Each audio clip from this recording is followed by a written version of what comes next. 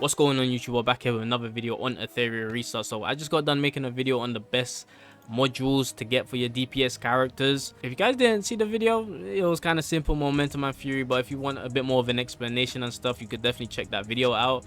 But in this video, I wanted to talk about the best shells for DPS characters. Okay, so obviously you're probably going to go up in order. So what I mean by that is when you come to Grim Pursuit, as you're leveling up, go get yourself an Agent Lizard. You know, this one is I think you outdo the damage you do on Agent Lizard with this, but you could skip this. I've skipped it many a times when I've played this game. You could skip all the way until Fabian. You're gonna go get yourself a Twilight Knight. Then after Twilight Knight, you're obviously gonna get to Nico Nana, and you're gonna start farming yourself up some White Fangs. Then White Fang is gonna be the go-to for sure for your DPS characters. Then as the game goes on, you're gonna also unlock where is it? Where's the Revelations? You're gonna unlock Revelations. Now, I haven't tested Revelations because I didn't want to build it up because I feel like it's going to get nerfed, because I saw some videos of what someone like Freya and Casio was doing with Revelations. They were like cleaning half of people's HP with Freya's ult, with Casio's ult. It was insane, man.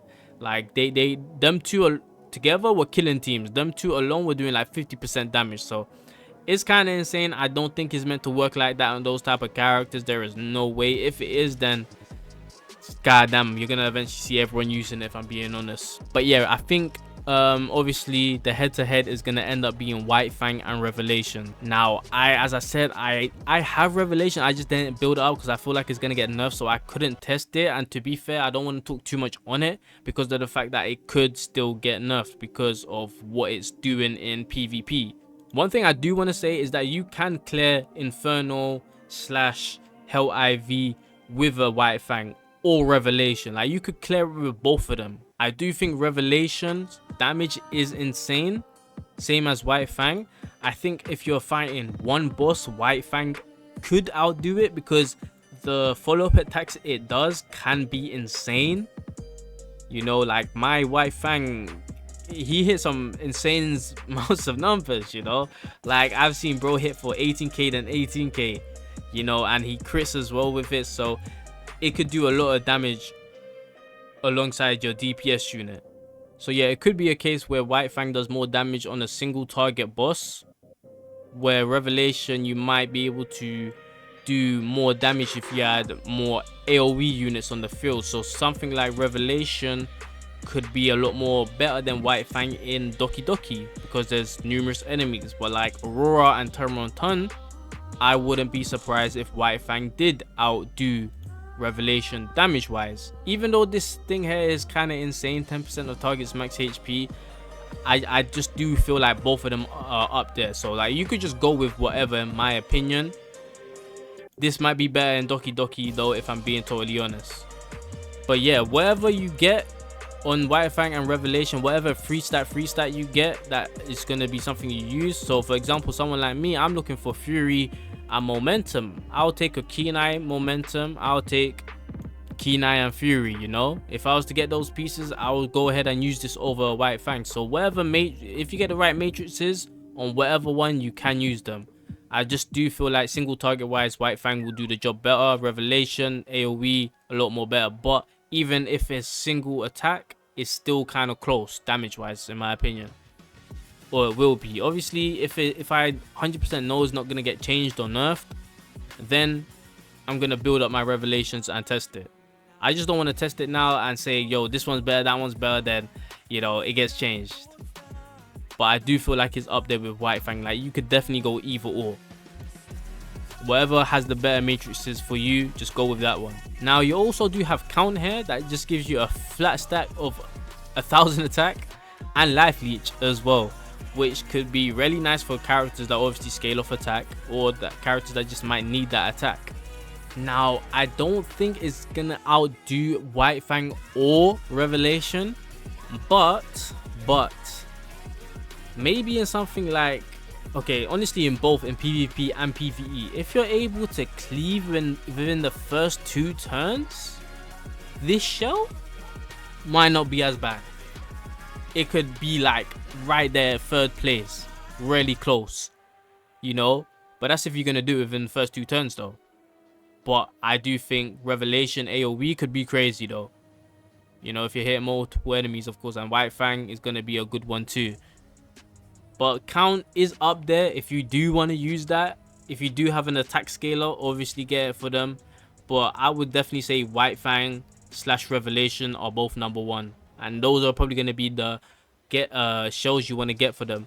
Now, Codex of Magic might not totally be a DPS one, but you do get Momentum and Fury, which I feel like are the best two pieces that you could get right now.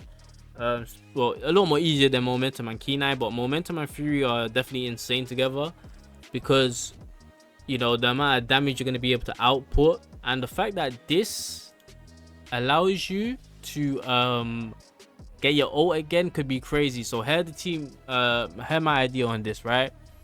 Someone like Messiah and the Ting, or any other DPS unit that has a 3-turn cooldown, and you have Lily on the team. Now, what you could do is ult, you know what I'm saying? Have your debuffers go, have your buffers go, then have your DPS go. They ult with Codex of Magic, you know what I'm saying? Next turn, they're going to get to ult again, right? Because of Codex of Magic. But if you have a Lily, you could ult after your DPS has done 2 ults from the first 2 turns because of this. Then she reduces cooldowns by 2. So you're probably going to have your ult again.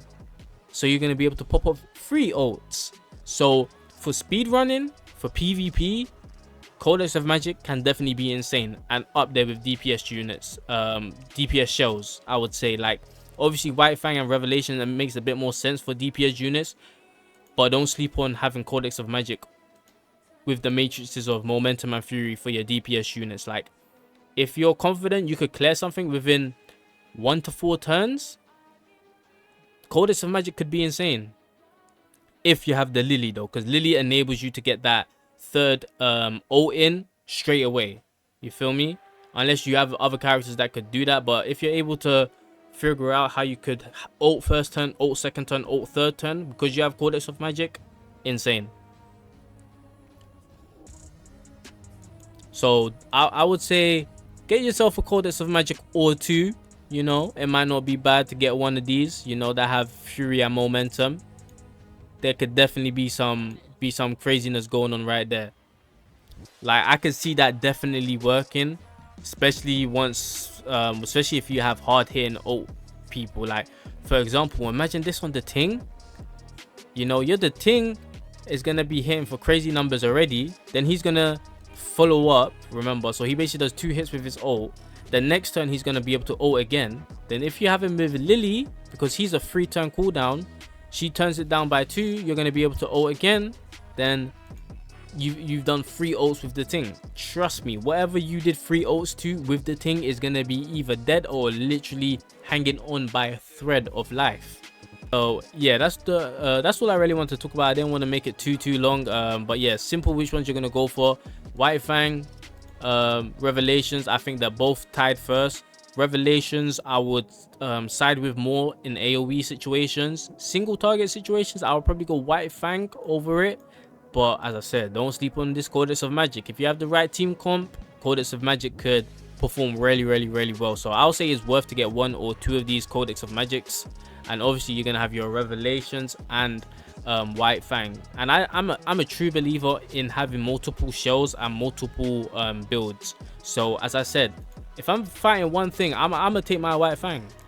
Now if I was in Doki Doki, even though I'm already able to do an Hell IV, maybe for Inferno I might go get myself a Revelation, you know, because I think AoE wise it's gonna outdo what you could do with White Fang, you know. And if I had something where I know I could probably cleave within 3 turns, Codex of Magic might be my go-to. That's gonna be it for your boy. Like, subscribe, and up. I'll catch y'all in the next one. I'm out.